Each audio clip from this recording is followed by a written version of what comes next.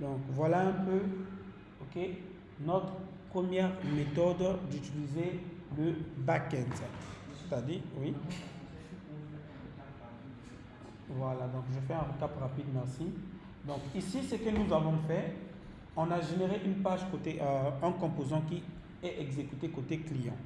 C'est bon, avec le use client. Maintenant, ce composant va envoyer des données au serveur. On est d'accord? Qui sont nos data, qui sont le formulaire que le serveur a besoin pour traiter. Donc, ce qu'on a fait, avec la première méthode qui est aussi la méthode de serverless ou bien de serveur action, c'est bon. Cette méthode, comme je vous l'ai dit au début, ne s'applique que si vous ne voulez pas partager votre code back-end avec d'autres applications. C'est bon. Donc, en ce moment-là, vous pouvez utiliser ce système-là.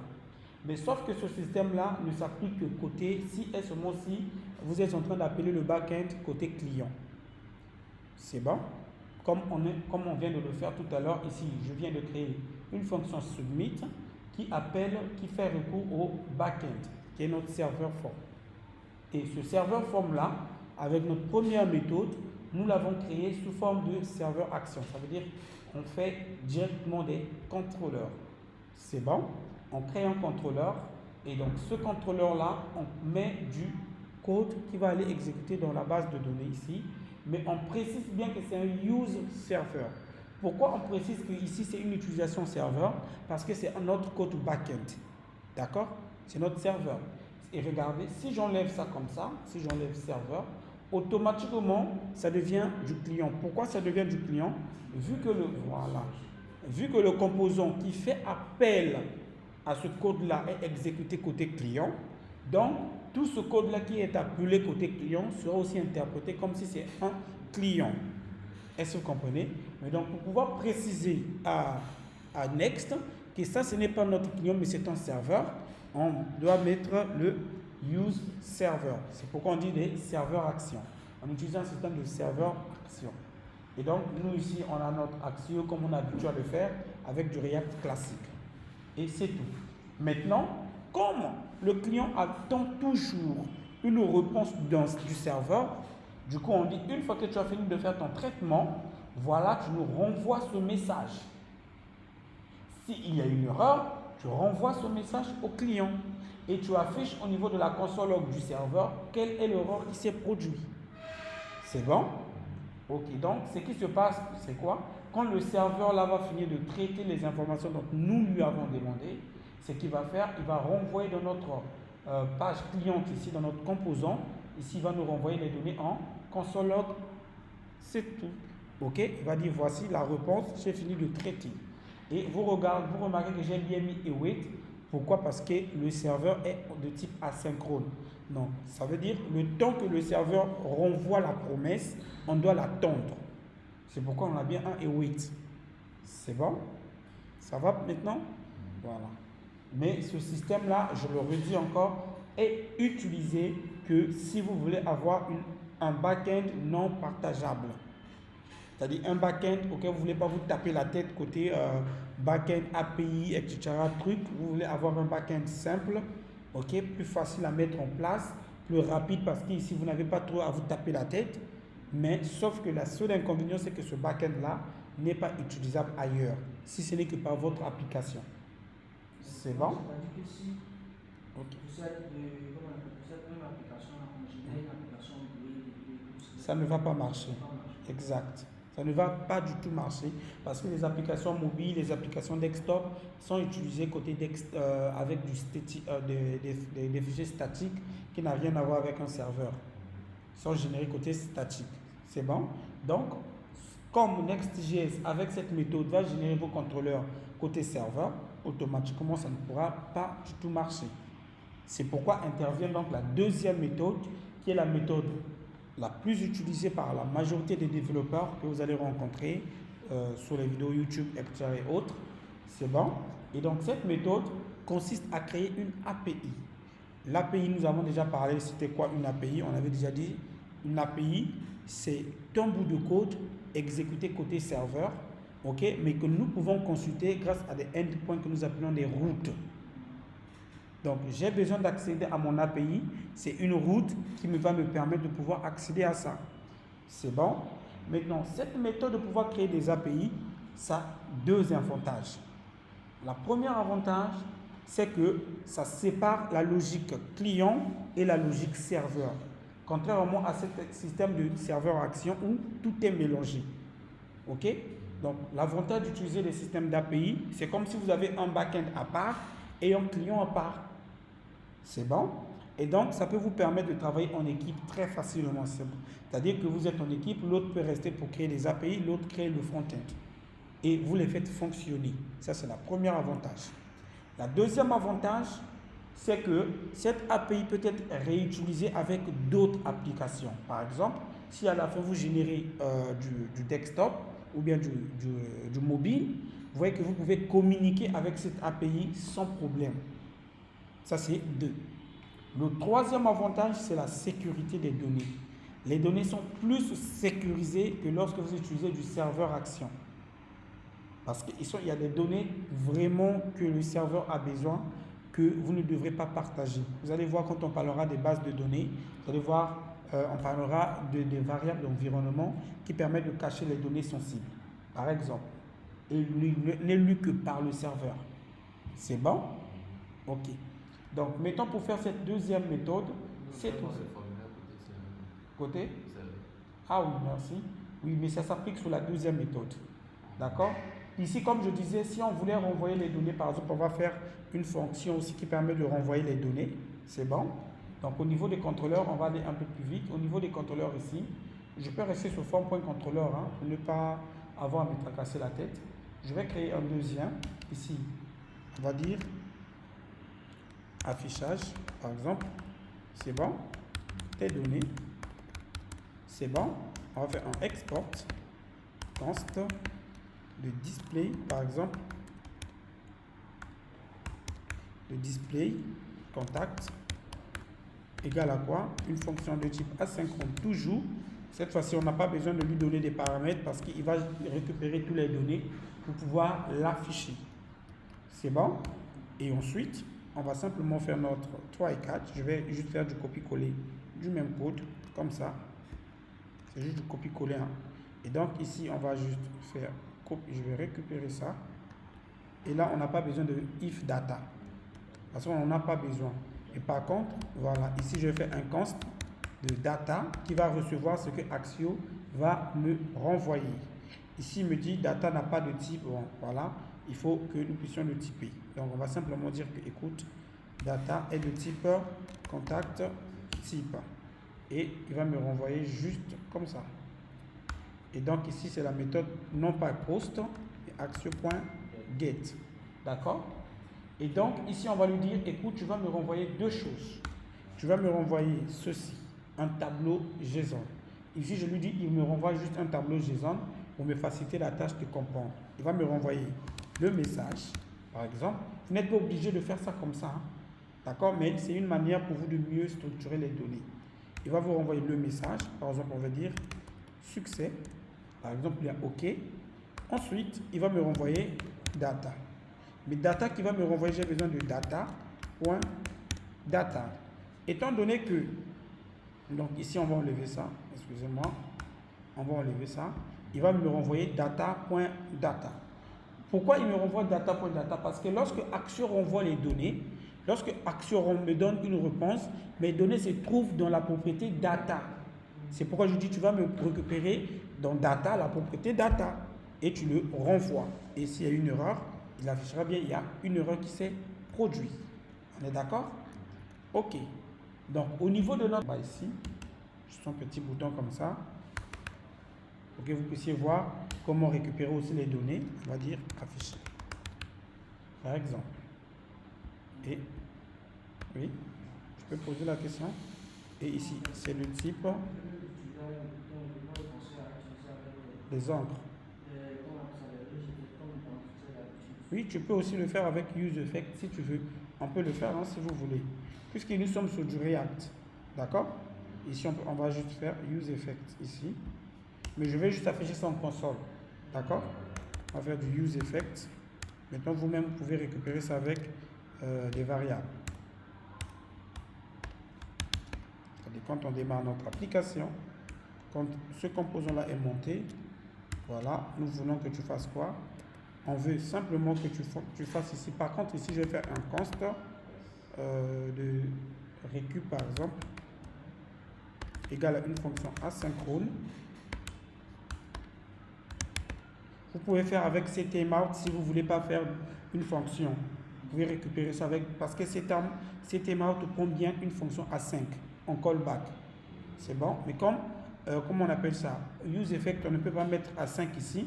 C'est pourquoi ici je crée d'abord une fonction asynchrone dans le useEffect que je vais appeler plus tard. Et donc ici, je vais faire donc un const de data, par exemple, qui est égal à quoi?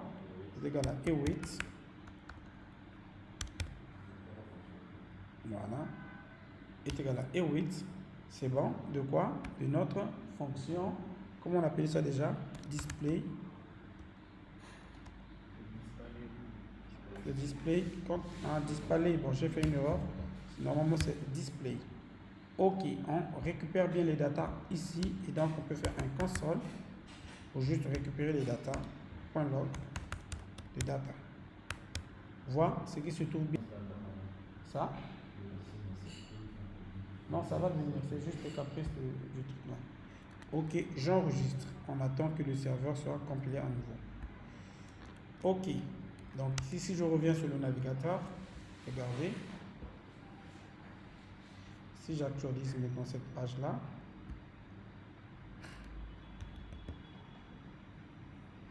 voilà, nous avons bien, vous voyez non? Nous avons bien une réponse du serveur. On attend.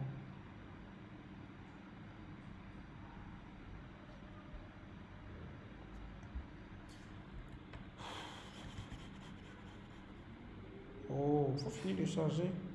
Je donne la réponse.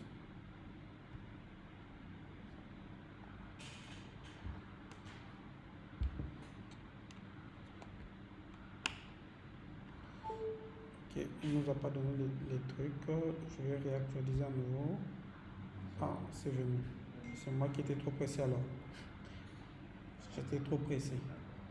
C'est-à-dire le temps pour lui aller récupérer le serveur, j'étais trop pressé. Voilà. Vous voyez que ici nous avons bien ce que le serveur nous renvoie message success pour dire que tout est bien passé. On a bien nos données dans data ici. Nous avons bien nos deux contacts que nous avons créés. Vous voyez, non? Donc c'est la même méthode. La seule différence, comme j'ai dit tout à l'heure, c'est d'utiliser le use server pour marquer que ce contrôleur-là est exécuté, non pas côté client, mais côté serveur. Vous ne remarquez pas, les amis, que c'est presque les mêmes choses qu'on faisait quand on faisait du React. Parce que quand on a fait React, je vous ai habitué au système de contrôleur même. Si vous vous rappelez. Surtout notre dernier exercice qu'on a fait, on a beaucoup utilisé les contrôleurs. Exact. Et vous voyez que ici nos contrôleurs reviennent, mais cette fois-ci ça devient du code côté serveur. C'est bon? Voilà. C'est tout. C'est pas génial ça? Le serveur. Hein? Voilà. Le serveur n'est pas du tout difficile à manipuler. C'est pas du tout difficile. Maintenant, comme je l'ai dit, ce système-là de contrôleur de serveur action, je l'ai déjà expliqué. Maintenant, pour terminer notre cours d'aujourd'hui, nous allons voir comment créer un serveur. Excusez-moi. Nous allons voir maintenant comment créer un serveur séparé, c'est-à-dire qui nous permet de séparer la logique back-end et la logique front-end. C'est bon? Ok. Et comme j'ai dit dès le début, vous allez voir que si vous vous habituez, si vous comprenez cette logique, lorsque nous allons faire du Node.js et Express, ça c'est presque la même logique. C'est juste deux ou trois trucs qui vont être modifiés, sinon c'est la même logique. Voilà. Exact. Donc ici, pour pouvoir créer ce backend là, vous avez vu que pour pouvoir créer le contrôleur, j'étais contraint de sortir du dossier app. Mais malheureusement, mais par contre, pour pouvoir créer une API, ok, mon backend sous forme d'API, c'est dans le dossier app ici, d'accord, que je vais créer un dossier, je vais l'appeler API. Vous pouvez l'appeler comme bon vous semble, hein, mais de nature, on appelle souvent ça API pour montrer que ça, c'est des API. D'accord? Vous pouvez l'appeler serveur, vous pouvez l'appeler back-end, vous pouvez l'appeler comme vous voulez, mais vraiment, voilà quoi. Il est souvent utilisé le mot API. Et je crée bien une API pour montrer que ça, ce sont des API. Maintenant, comment est-ce que je vais créer, par exemple, pour la soumission du contact? C'est bon? C'est-à-dire ici, pour pouvoir faire celui-ci, ok, comment est-ce que je le fais avec l'API? N'oubliez pas, je vous ai dit, chaque dossier avec Next.js est considéré comme une route. Donc, je vais créer un dossier que je vais simplement appeler contact. Je vais l'appeler par exemple submit-contact. C'est bon? Je l'appelle submit par exemple-contact. Comme ça. Maintenant, comment est-ce que Next.js va savoir que, écoute, celui-ci n'est pas une page que je vais afficher, mais plutôt c'est un serveur, c'est une route, c'est une API serveur. Ok? Alors, je dois préciser à Next.js que, écoute, celui-ci c'est une route. Et cette route-là va contenir mon API. Donc, pour pouvoir préciser à Next.js que celui-ci est une route, au lieu de créer page, cette fois-ci, je vais créer un fichier dans submit contact que je vais appeler route.ts. Comme ça. Automatiquement pour Next.js, il sait que ça, c'est une route serveur. Est-ce que vous comprenez? Donc, c'est comme si c'est un endpoint serveur. C'est bon? Voilà. Automatiquement pour lui, exact. Oui, route.ts. Ok? Si tu es en JavaScript, toi qui es fan de Java, c'est voilà, c'est JS. Ok. Donc, vous créez API. Donc, vous créez bien vos dossiers plutôt vos routes dans le dossier API. C'est bon? Et ici, submit contact devient une route automatiquement.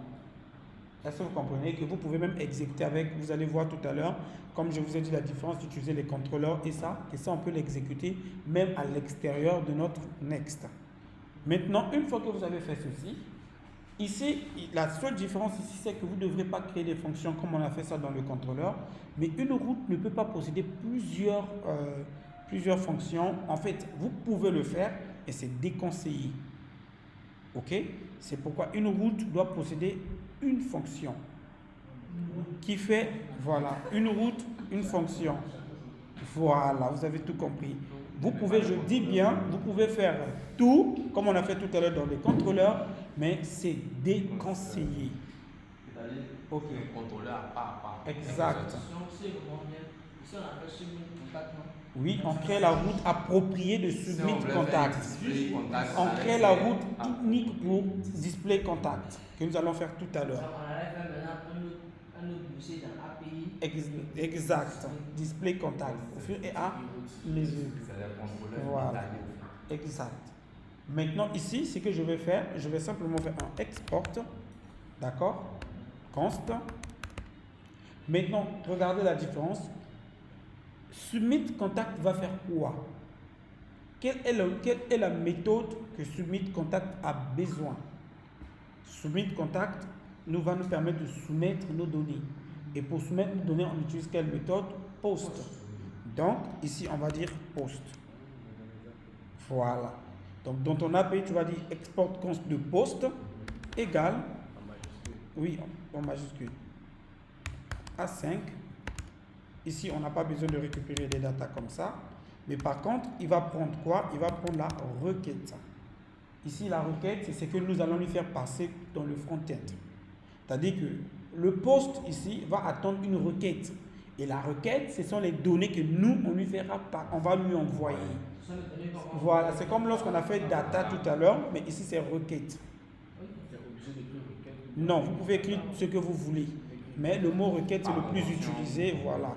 Par convention, on écrit beaucoup plus requête ou request comme ça. Ok? Mais moi, j'aime abréger ça pour ne pas avoir un request trop long.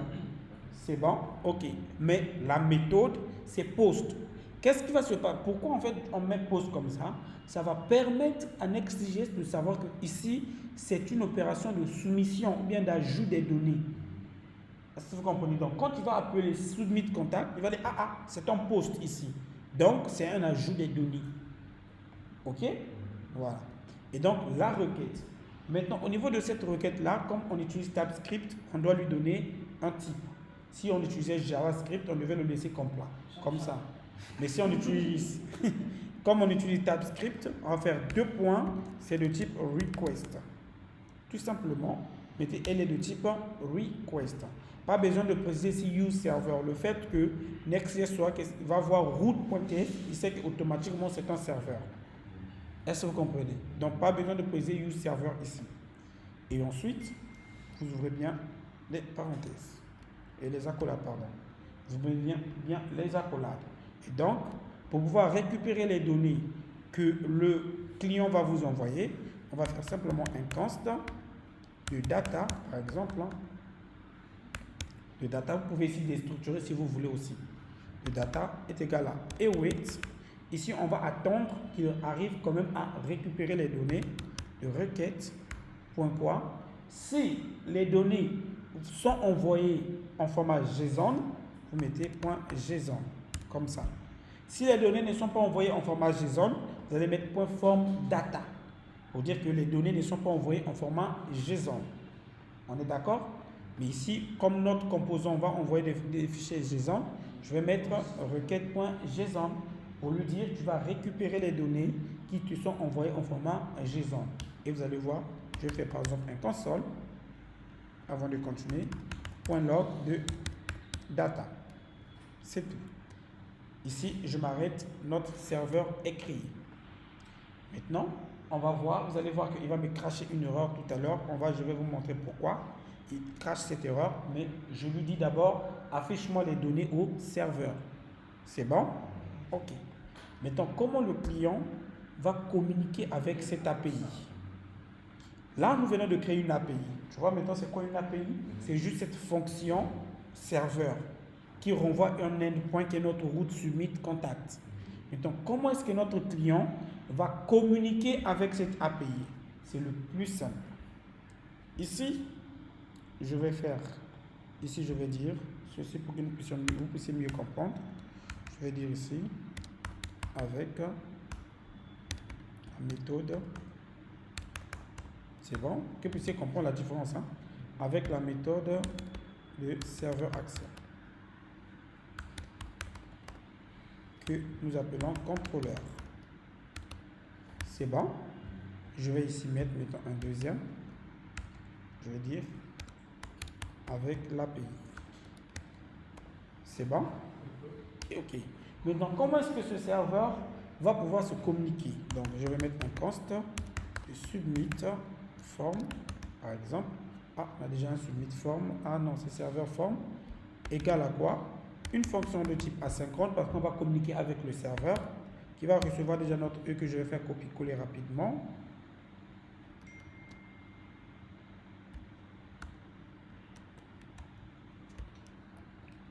OK.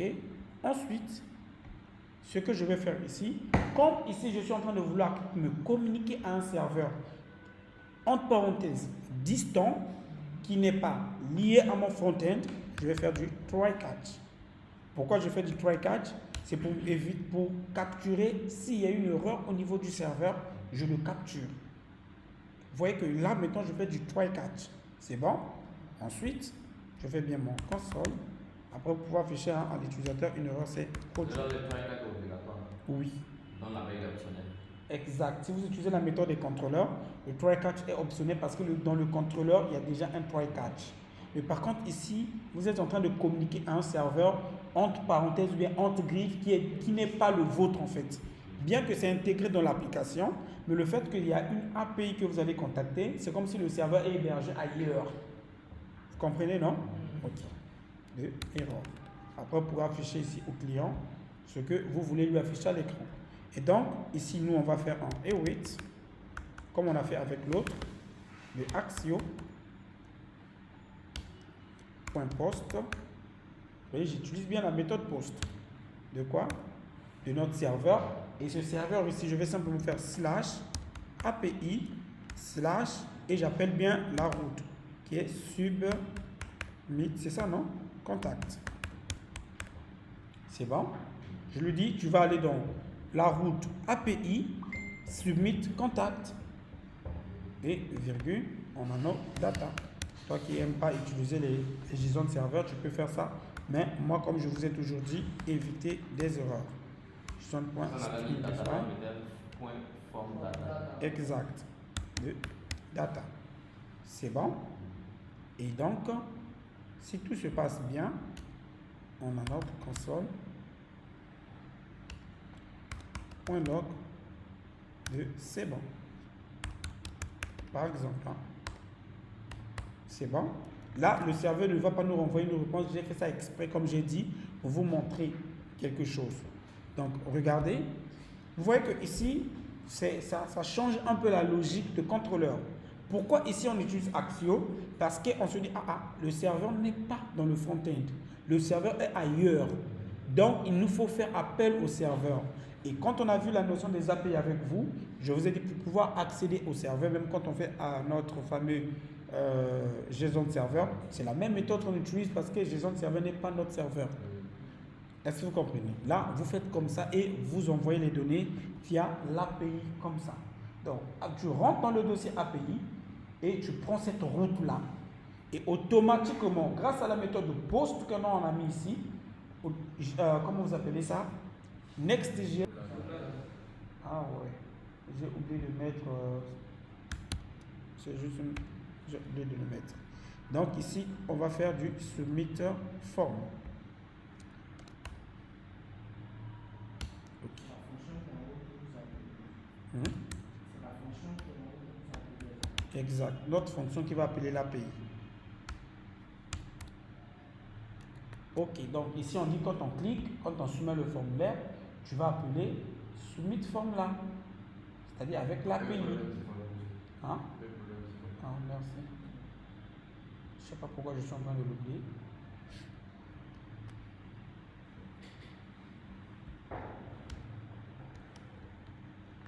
Ok, c'est bon. Donc c'est la même chose. En fait, en réalité, c'est la même chose, vous voyez, non? La seule différence, c'est qu'ici, on a séparé la logique back-end de la logique front-end. C'est comme si on a un back-end hébergé ailleurs et le front-end aussi hébergé ailleurs. Mais les deux sont dans Next.js. C'est bon? Maintenant, on va essayer de le lancer. Ok, on va essayer de récupérer, de tester. On attend, il se charge. Ok, je vais ici couper tout ça déjà. On n'a pas besoin. On va faire ici un vrai nom. Jego par exemple. Téléphone. On s'en fout du téléphone. Email. Je prends celui-ci. Sujet. OK. Celui-ci. OK. Ça, c'est la réponse de uServer. Hein. Donc, je n'irai pas ça. Je ferme même. Et ici, je fais envoyer. On attend. Vous voyez que on n'a pas de réponse. Pourquoi on n'a pas de réponse? Parce que le serveur a craché. Regardez. Vous voyez, non? Il me dit quoi? Axios message request file with status 500. Il m'envoie bien qu'il y a une requête interne qui s'est passée.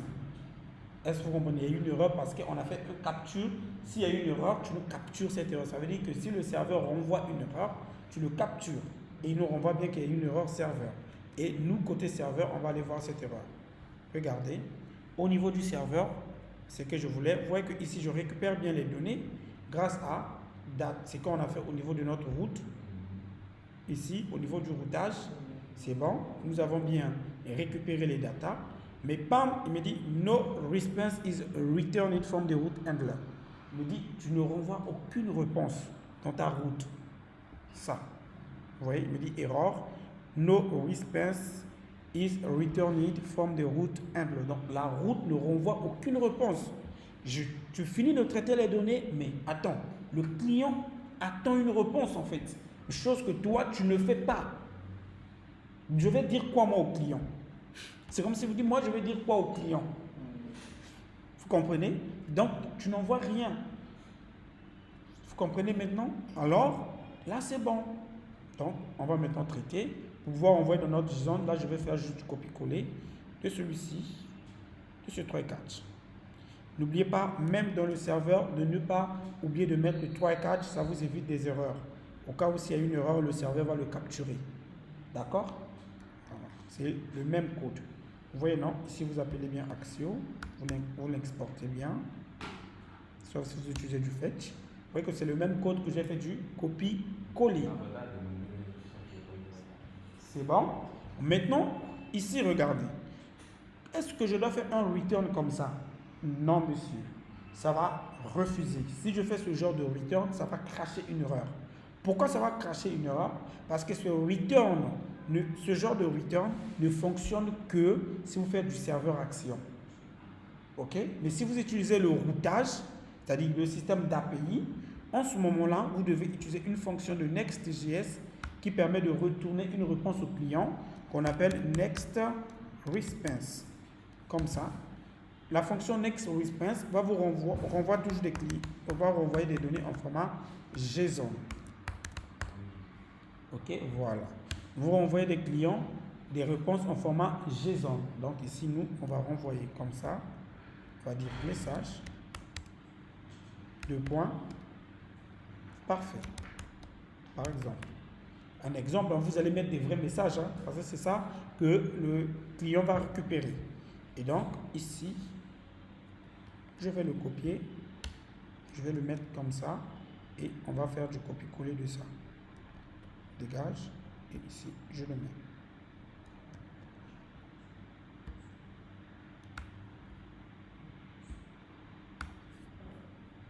OK. C'est bon. Donc, vous voyez, donc là, vous devrez renvoyer une réponse en utilisant NextResponse. Pourquoi NextResponse? Étant donné qu'ici, c'est une route API. Est-ce que vous comprenez? Je répète bien, c'est quoi une route? Une route, c'est un endpoint qui permet au serveur de pouvoir récupérer soit les données du client ou bien envoyer les données au client. En d'autres termes, c'est comme le chemin que le client emprunte pour pouvoir avoir accès au serveur. On est d'accord? C'est ça en fait une route. Maintenant, ici, nous, on crée nos routes et on crée plutôt des API. Et ces API, pour que le client puisse communiquer avec, on utilise des routes. Et nos routes, c'est par exemple Submit Contact. Oui. Ça crache un peu de ma tête. Qu'est-ce qui crache dans ta tête? J'ai l'impression qu'il y a une répétition en fait. Ici et dans la partie.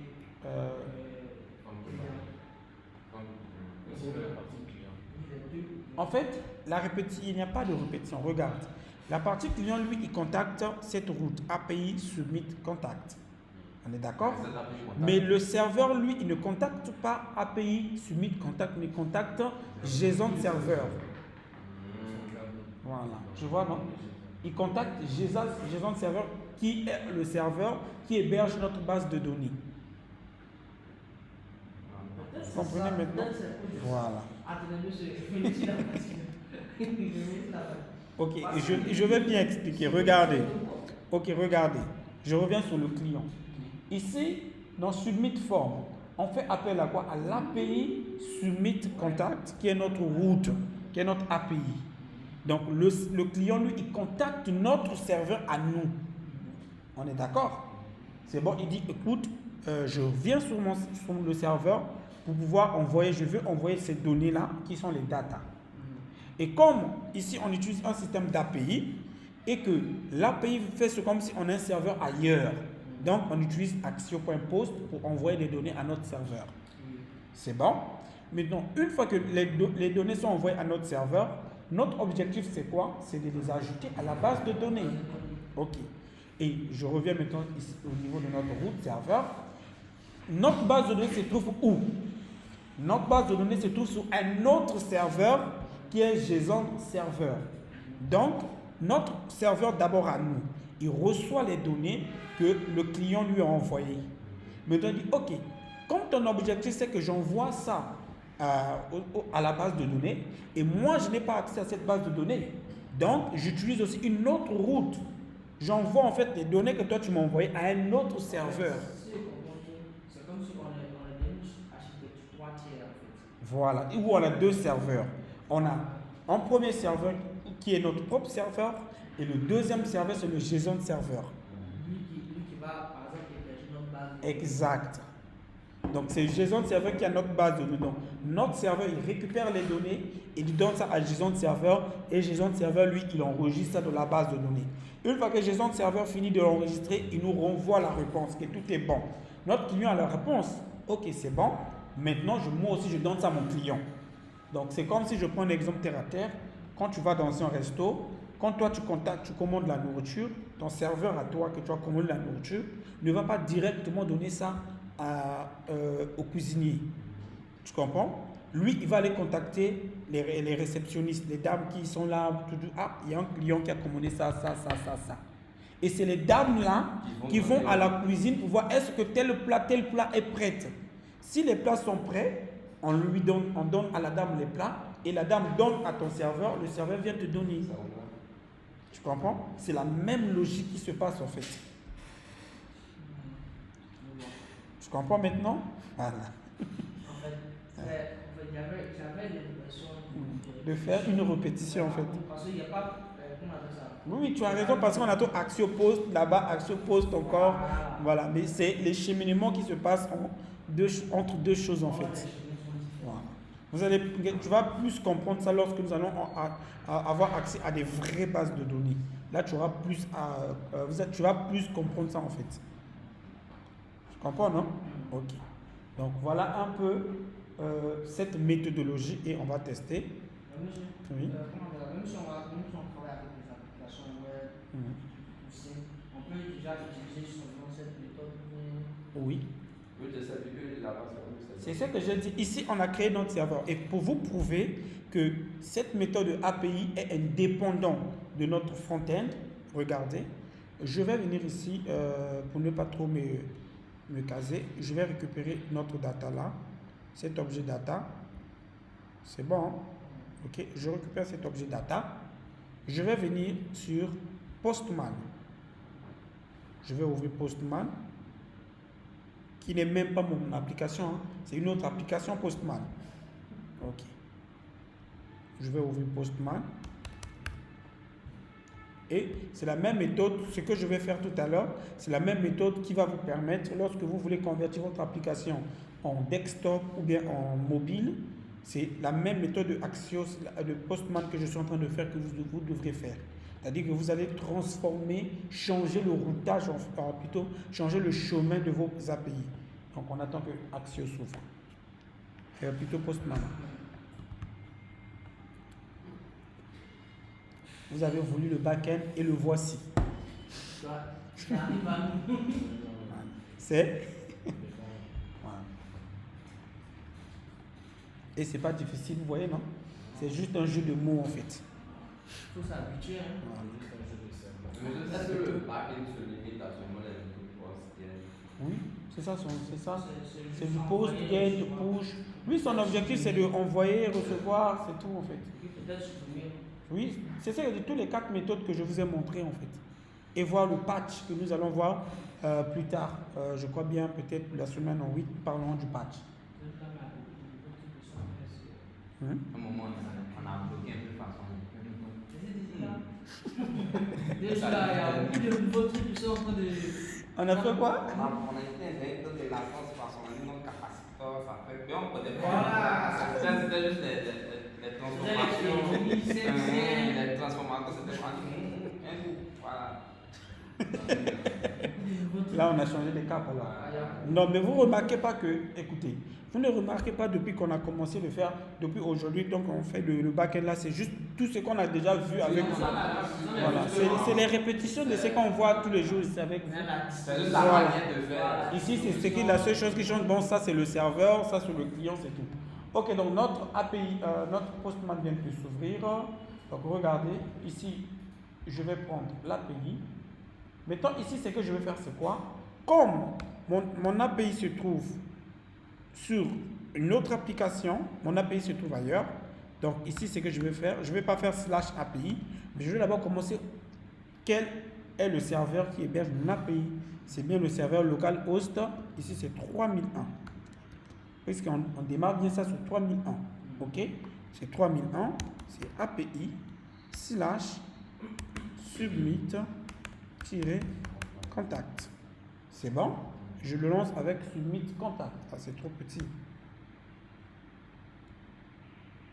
Ok, c'est bon? Ok. Je lance bien localhost 2.3001/API/submit contact. Voici la route de soumission de mon formulaire. Et ici, au niveau de body, je vais venir juste ajouter des données. Donc, on va enlever ça pour pouvoir mettre celui que moi j'ai ici. Donc, comme je suis bien en format JSON, vous savez ça, non? Ok, ici on va mettre juste test, téléphone.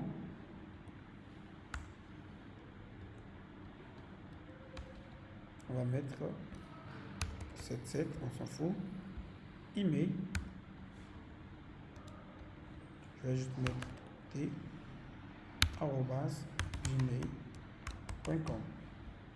Sujet.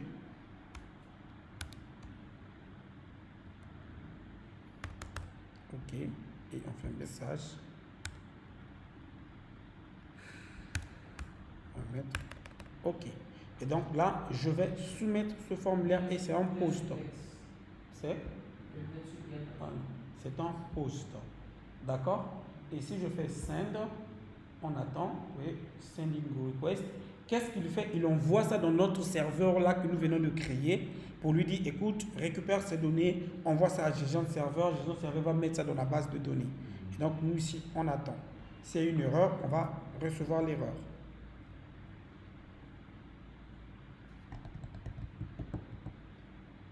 Ça met un peu du temps, ça veut dire qu'il y a eu une petite erreur au serveur, on va aller vérifier. C'est bon? Voilà, non, c'est bon, c'est passé. On dit message parfait. Vous voyez que c'est passé. Donc, c'est cet avantage que le système d'API vous offre. Donc, il rend votre application Next.js, plutôt votre backend Next.js indépendant. N'importe quelle autre application peut avoir accès à vos données simplement en fait. Est-ce que vous voyez? Et maintenant, cette méthode que je viens de faire, c'est cette méthode que quand vous créez des applications mobiles que vous devrez utiliser. Étant donné que des applications mobiles ne communiquent pas directement au serveur, vous devrez passer à cette méthode-là. Maintenant, si vous voulez transformer l'application en mobile ou en desktop, ce que vous devrez faire, c'est tout simplement ici. Donc là, je peux ramener notre code. C'est bon. C'est tout simplement au niveau d'ici. From contact. C'est tout simplement au niveau d'ici. Au lieu de laisser /API comme ça, il ne va pas reconnaître parce que c'est des fichiers statiques qui seront générés. Vous devrez maintenant ici simplement ajouter votre HTTP. C'est comme si vous le contactez ailleurs en fait. HTTP si par exemple votre serveur s'appelle mangerbouger.com /API, etc. Vous mettez le nom de votre... Pourquoi? Parce que l'application mobile viendra contacter ce serveur grâce à ce lien-là. Mais si c'est votre application, vous êtes pour vous dans l'environnement web, là, vous n'êtes pas obligé de faire comme ça parce qu'il saura automatiquement que je vais aller dans le dossier API. C'est où se trouvent mes routes. Vous comprenez? Ok, de toutes les façons, on va faire un exemple pratique avec vous où on va convertir une application en desktop avec Electron. Pour que vous puissiez voir la différence de ce que je suis en train de parler. C'est bon? Voilà, donc c'est un peu comme ça. Voilà un peu nos différentes routes. Et si je veux le récupérer, au niveau de API ici, je vais simplement créer notre route que nous allons appeler par exemple getContact. Après, vous donnez le nom que vous voulez. Et à l'intérieur, on crée le dossier route.ts.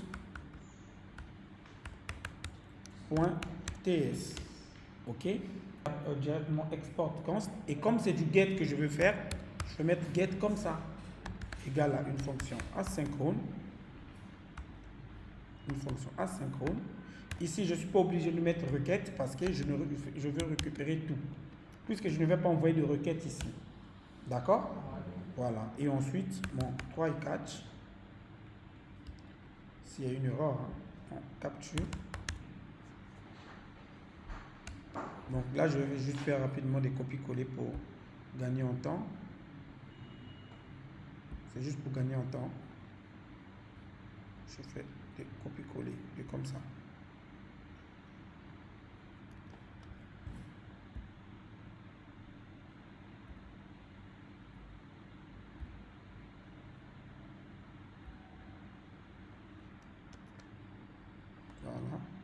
Ici, on importe bien Axios.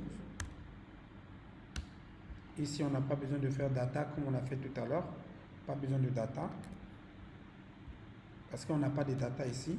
C'est juste directement ici. Par contre, on va faire notre const de data. C'est ça, non? Puisqu'on récupère. Égal à, ici, c'est get. Aussi, je dois l'importer. Le next server. Et ensuite, ici, au lieu de message parfait et data, que ce soit bien data.data. C'est bon? Voilà, terminé. Mon serveur, ma route, ou bien disons mon API, terminé. C'est bon pour récupérer les données de mes contacts. Et donc, au niveau de, comment on appelle ça? Au niveau de mon formulaire, de mon front-end, ce que je vais faire, donc dans le use effect où on est en train de récupérer les données, ici, je vais créer une autre pour ne pas vous embrouiller, d'accord? Si on va appeler ça récup avec contrôleur, que vous puissiez savoir, hein? Récup avec contrôleur, ça veut dire la méthode des contrôleurs, le serveur action, et ici on va dire const récup avec API égal à quoi? Je fais du copier-coller rapidement.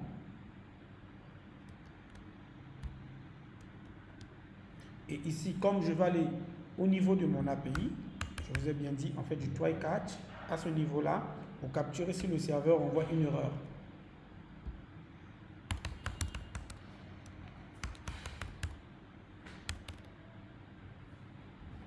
Et après, vous pourrez afficher l'erreur au serveur.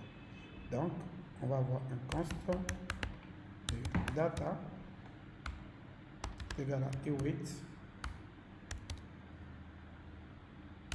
Bon, je vais faire rapidement celui-ci.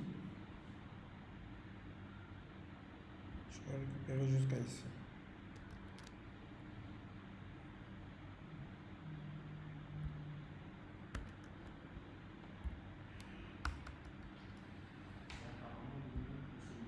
Voilà, tu commences à mieux comprendre. Et ici c'est get. Et ici aussi c'est get. C'est tout. Et donc, si tout se passe bien, on a notre console, un log de data pour récupérer nos données. C'est tout. Vous voyez que c'est la même procédure en fait. Et donc ici on va dire récup avec API. Voilà. C'est tout. Ce qui fait quoi? Il va aller accéder à notre API, il va récupérer les données et il nous le renvoie à l'écran. C'est bon? Et là, on peut revenir ici. On peut voir, on attend, ça va s'afficher ici. S'il y a une erreur aussi, il va nous le dire. Bon, je crois que je dois réinitialiser. Je dois actualiser d'abord. Vu que c'est un use effect. Hein.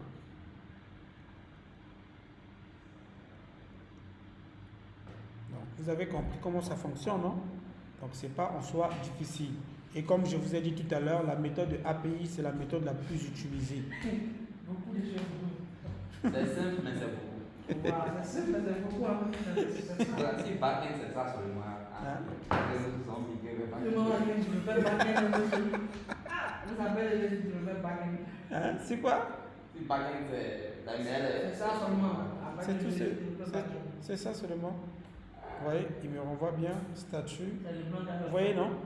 Il me renvoie bien. Comme je n'ai pas fait data.data, il me renvoie bien mes messages. Ça, il a mes données. C'est tout. Vous voyez que c'est parfait. En tout cas, on va s'afficher. Non, je ne me moque pas de vous. Comment je vais me moquer de toi? Oui, je sais que ce n'est pas facile. Mais vous allez voir que lorsque vous allez répéter ça à la maison, vous allez comprendre un peu la logique. Et déjà, personnellement, je vous conseille de beaucoup plus utiliser la méthode API. Parce que c'est la méthode la plus utilisée en fait. Vous comprenez, non? Mais c'est même dans les applications web. Oui, c'est la méthode la plus utilisée. Je comprends? Voilà. Maintenant, si vous voulez rester avec la méthode des contrôleurs, Tout dépend de vous-même. Appliquez la méthode la plus utilisée en fait. Voilà. Aujourd'hui, on peut avoir une application. Exact. Exact. Parce que la méthode des API, ça peut aussi permettre, je prends un exemple, dans une grande entreprise, ils ne reprennent plus le back-end. On a déjà développé notre back-end avec Next.js. Ok, c'est bon.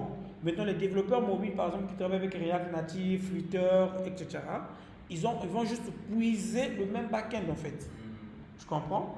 Voilà, ils vont juste puiser le même back-end pour pouvoir travailler. Au lieu de faire encore un autre back-end avec Node.js par exemple, ou bien Laravel. Comme Next.js nous a déjà créé un back-end, donc vous puisez là-dessus. Ce qui fait que, vous voyez que ici, vous avez une application front-end et une application back-end intégrées ensemble. Et vous avancez rapidement. Et une application ultra performante. Et je vous assure, Next.js est adopté par des grandes marques d'entreprise. Voilà. Déjà, Vercel lui-même, la plateforme de Vercel auquel vous hébergez les applications a été développée avec Next.js. Non, on n'a pas laissé React, c'est du React qu'on est en train de faire. En fait, le En thème fait, c'est React. maintenant, tu fais React. Le thème, en fait, non. En fait, au départ, on parlait de React. Mais maintenant, on n'entend plus React, on entend Next. On a changé de dimension, on a fait du Next. On est passé d'un React standard à un React un peu plus évolué. En fait, la partie de React qu'on connaît pour soumettre les formulaires originaux, c'est avec Next, c'est pas ça, on appelle le bac. Et que même dans le local, on faisait pas. Tu as tout compris. Mais sauf que je ne vous disais pas que ça c'est le code que nous allons utiliser côté back-end plus tard, parce que ça allait vous embrouiller dès le début en fait. Il fallait vous laisser d'abord dans la logique du front, et puis là vous comprenez maintenant. Il y a tu peux avoir peur. On fuit. Même le nom, c'est vous. C'est bon, non? Ok, donc pour aujourd'hui, on va s'arrêter par là. Et le mardi, nous allons faire les ateliers. Nous allons terminer notre panier. Oui, on va d'abord faire un autre atelier pratique auquel on aura l'API et autres. T'inquiète, on va faire atelier. C'est bon?